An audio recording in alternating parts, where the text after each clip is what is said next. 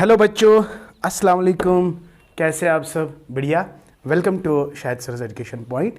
Again, this class is for class third semester, and my dear, today we have last topic from unit number third.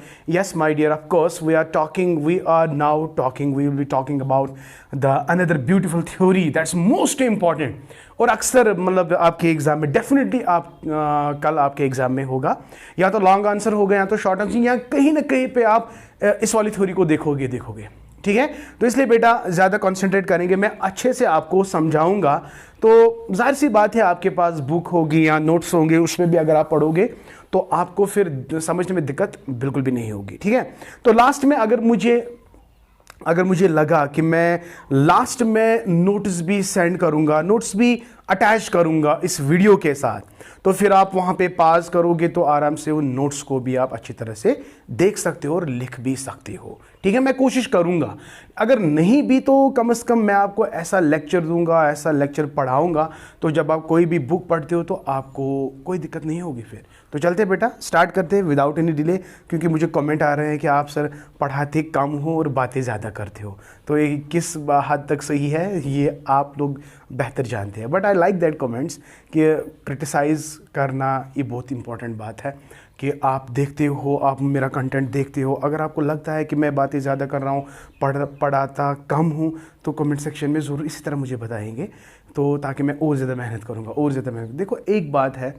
कि जो इंसान है ना, इंसान हमेशा सीखता है। ठीक है, ये ज़रूरी नहीं है कि मैं जितना बड़ा हूँ आप इतने छोटे हो, और पढ़ने की यार कोई उम्र नहीं है, तो इंसान हमेशा सीखता है। ठीक है, तो मैं ज़्यादा बातें कर रहा हूँ तो पढ़ाता कम हूँ, इसलिए आज से मैं पढ़ाऊँगा ज़्यादा और बातें कभी कभी करूँगा। ठीक है, just stay with your Shahid sir. Okay, तो we have another topic now today, that is psycho analytical theory. Psycho analytical theory of personality. That's very important theory. पहला पॉइंट, अगर ये क्वेश्चन आया ना, डिटेल में क्वेश्चन आया, तो देखो कैसे लिखेंगे हम। पहला point, this theory was propounded। आप प्रोपाउंडेड लिखो या सिंपली यार गिवन लिखो, कोई दिक्कत नहीं। This theory was propounded by one of the great psychologist, Sigmund Freud. Sigmund Freud बोलो, सिगमंड फ्रूड बोलो, whatever you like my dear, Sigmund Freud. Okay, तो ये पहला पॉइंट आप हमेशा देखो। जिसको ये वाला पर्सनैलिटी याद नहीं है ना, तो ये आप एजुकेशन क्या पढ़ते हो या साइकोलॉजी क्या पढ़ते हो, तो this is most important figure in the psychological world, very very important. Psycho analytical theory of personality को समझने के लिए हमें बेसिक टीनेट्स को पढ़ना है। तो व्हाट आर द बेसिक, पहले समझेंगे कि व्हाट साइको एनालिसिस इज। हम दूसरा point, psycho analysis is a school or it is a technique or it is a method, it is a method। देखो बेटा, ये हम एज ए स्कूल भी पढ़ते हैं। जब आप बहुत सारे स्कूल्स, मैंने पहले 2 लेक्चर्स में आपको स्कूल्स ऑफ साइकोलॉजी पढ़ाया था, साइको एनालिसिस में मैंने आपको पढ़ाया था एज ए स्कूल भी। And number second, it is a technique my dear and it is a method. I think मैंने ये ऑलरेडी आपको पढ़ाया है, आप मेरे प्रीवियस वीडियो को भी चेक कर सकते हो। एज ए स्कूल मैंने इसको अच्छे से पढ़ाया। चलिए, अगर पढ़ाया भी है तो आज आपका रिविजन होगा। ठीक है, तो psycho analysis is a school, it's a technique and it is a method. तो आगे जब आप पढ़ोगे, फॉर एग्जाम्पल साइकोलॉजी वालों को पढ़ना है कि साइको एनालिसिस को हम एज ए टेक्निक भी इस्तेमाल करते हैं और एज ए मेथड भी इस्तेमाल करते हैं, हम आगे पढ़ेंगे। मुझे ना आप लोगों को ये इतना सारा नहीं पढ़ना है, लेकिन आपको याद रखना है कि it is a school also, it is a technique also and it is a method also. Now coming to the next point, इसी तरह बेटा बिल्कुल इसी तरह लिखना है। अगर अब एग्जाम में आए ना, बिल्कुल इसी तरह लिखना है। ठीक है, तो the basic tenets or you can say characteristics, or you can say the basic points, or you can say the basic postulates, the basic tenets of psychoanalysis are, बिल्कुल इसी तरह लिखना है. Number 1, instincts. Instinct is the first tenet. देखो, अगर हम instinct की बात करेंगे so far as Sigmund Freud is concerned, तो पहला टीनेट है इंस्टिंक्ट. तो इंस्टिंक्ट जो है it is the determinant of human behaviour. तो इंस्टिंक्ट जो है it determines your behavior. It actually is the internal pressure, or it is the internal force that determines our behavior. तो इन्हीं instinct से आपके मोटिव्स डेवलप होते हैं, इन्हीं इंस्टिंक्ट से आपके इमोशंस स्प्रिंग आउट होते हैं बेटा. ठीक है, तो इंस्टिंक्ट ही है जिससे आपके अंदर love, disgust, hate, jealousy, surprise etcetera arise होते हैं. तो instincts are basically nothing but these are the determinants of the behavior, and these are of two types.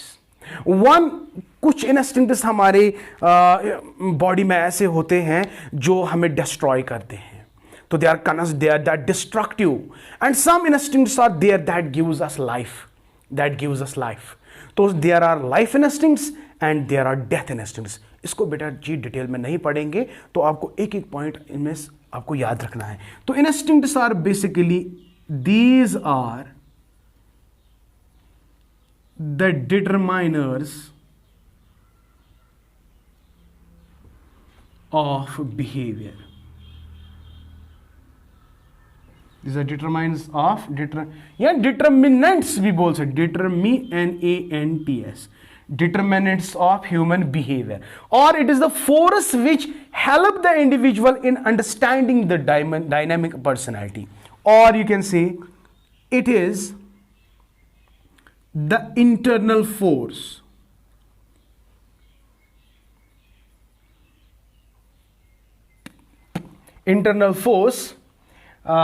that helps an individual to understand the dynamic aspect of personality, the dynamics of personality भी लिख सकते हैं, personality. Yes, my dear. And my dear, instincts are of two types. Those instincts that happiness, love, joy, etc. What they will give? They will give life, yaar. Conflict, war, etc. Conflict, jealousy, anger, disgust, they will destroy you. खुश रहो यार, आबाद रहो, खुश रहो, इससे आपकी life बढ़ सकती है. स्ट्रेस ना ले, कॉन्फ्लिक्ट में ना मत रहो, डिस्गस्टेड मत रहो, एंग्री मूड में मत रहो, तो they will destroy your life. तो what determines our behavior, whether your behavior is jealousy or it is disgusted or you are happy, तो these accordingly behavior two types है, life and death. तो instincts are of two types, यहां पे लिखेंगे these are of two types. One is life instincts. Life instincts are also called eros, E-R-O-S, eros. So they are constructive.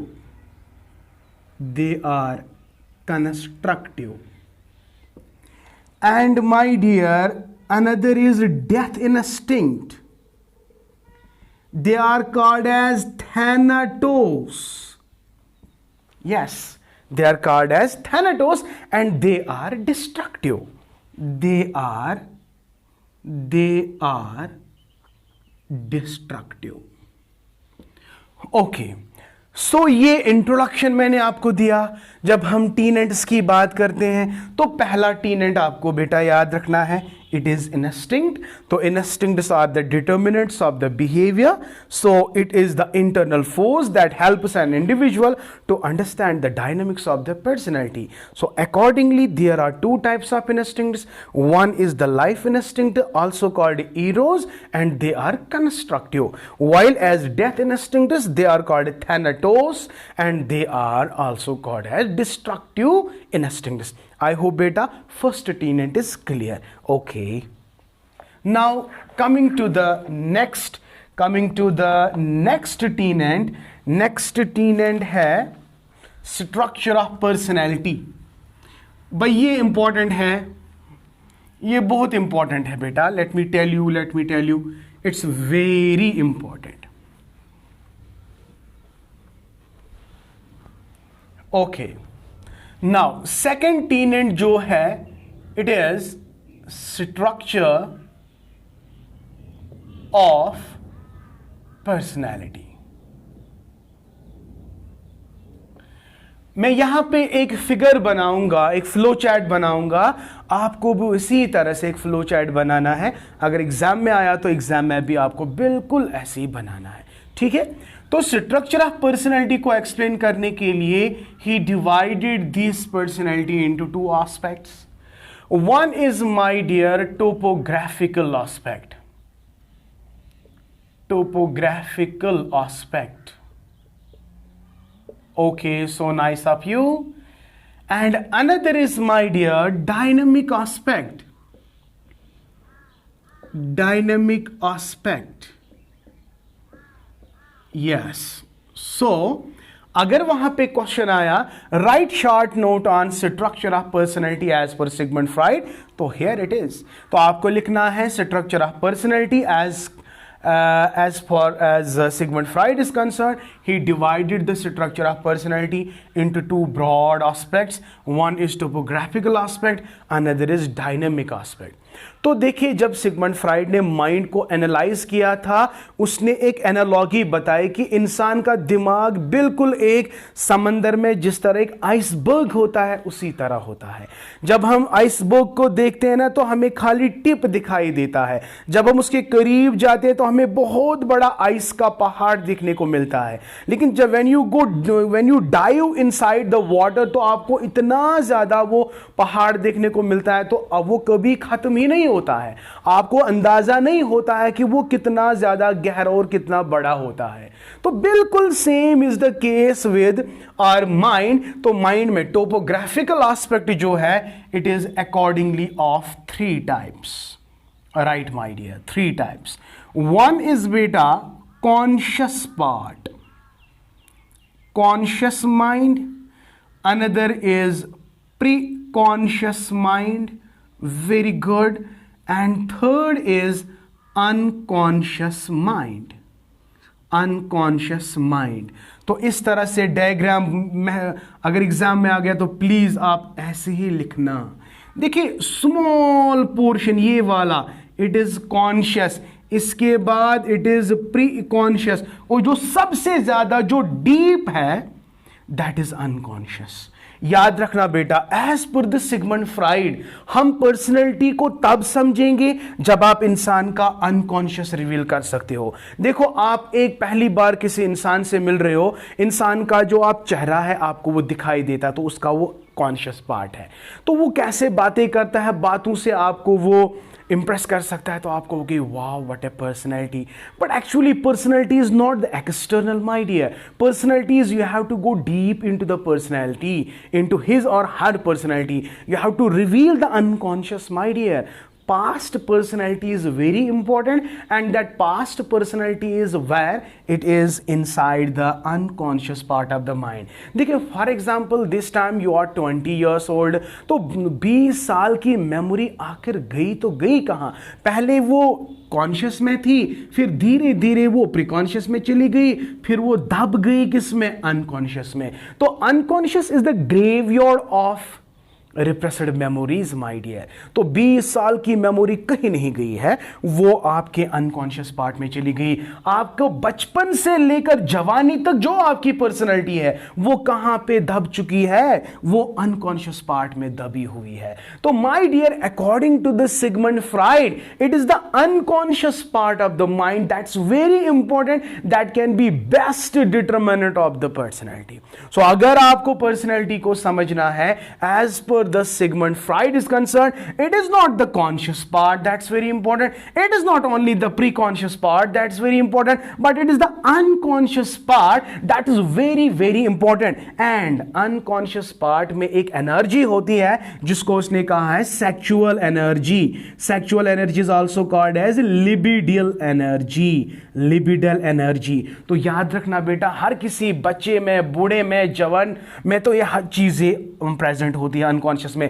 तो यही जाके ये फिर कॉन्शियस लेवल में आती है। तो when you do any something energetic है, तो ये एनर्जी कहाँ से आपको मिल रही है? अनकॉन्शियस पार्ट से। हालांकि ये बहुत बड़ा टॉपिक है बेटा, यहाँ पे आपको इतना ज़्यादा पढ़ना नहीं है। तो लेकिन ये वाला कॉन्शियस पार्ट का मतलब क्या है? देखिए फॉर एग्जाम्पल, अगर मैं आपसे अभी क्वेश्चन बोलूँगा कि आप क्या पढ़ते हो, आप बोलोगे सर हम एजुकेशन पढ़ते हैं। मैं बोलूँगा आपको कौन पढ़ा रहा है, आप बोलोगे सर शाहिद सर पढ़ा रहा है। मैं बोलूँगा आपके सामने क्या, आप बोलोगे सर बुक है, पेन है, एटसेट्रा, राइट। तो आपका माइंड बिल्कुल कॉन्शियस है, you are ready to give answer the question that I am asking you, right. तो यू आर कॉन्शियस। लेकिन अगर मैं आपसे कहूंगा कि आज से 3 दिन पहले आपने कौन सा काम किया, आप थोड़ा सोचोगे हाँ सर मुझे याद आया। लेकिन जो पहले बार जब मैंने क्वेश्चन आपको बोला आपने यूं जवाब दिया तो यू आर कॉन्शियस। लेकिन जब मैंने आपको दूसरी बार क्वेश्चन बोला तो आपने थोड़ा गौर किया, थोड़ा बहुत सोचा, फिर आपको प्री कॉन्शियस से कहाँ लाना था, वो प्री कॉन्शियस से आपको कॉन्शियस में लाना था। लेकिन अगर मैं आपको 4 साल 5 साल 10 साल की बात बताऊं कि आपको वो याद रहेगा, आप बोलोगे sir I don't know. When you say don't know, that means वो कहाँ चला गया, कहाँ चला गया? सच बोलो, वो अनकॉन्शियस पार्ट। तो अनकॉन्शियस पार्ट में these are those memories that you are not aware of। ये अवेलेबल मेमोरी होती है, रेडिली अवेलेबल मेमोरी होती है। लेकिन ये वाली ये रिप्रेस होती है, दब जाती है। किसमें? अनकॉन्शियस पार्ट में। तो my dear, this is what is topographical aspect. So simple and so nice. Okay, I hope बेटा you are enjoying the lecture. If really then comment section में ज़रूर बताएगा। फिर नहीं बताते हो आपको मेरा लेक्चर वाकई पसंद आता है कि नहीं आता है। हाँ, अगर मैं गलत पढ़ा रहा हूँ, अगर मैं ज़्यादा बातें बोल रहा हूँ तो आप मुझे कमेंट सेक्शन में ज़रूर बताइएगा। अगर अच्छा पढ़ा हूँ तो वो भी लिख लो, ठीक है। चाहे बुरा हो अच्छा हो, सब कुछ लिख डालो या क्रिटिसिज्म करो। क्रिटिसिज्म से इंसान बन जाता है। क्रिटिसिज्म से इंसान कभी परेशान नहीं होना चाहे कि किसी बंदे ने मुझे क्रिटिसाइज़ किया तो बस है मैं नहीं पढ़ाऊँगा। नो, मैं इससे सीखता हूँ बेटा। क्योंकि बच्चा लोग जो होते हैं ना, वो बेस्ट जजेस होते हैं, अपने टीचर को जज अच्छी तरह से करते हैं।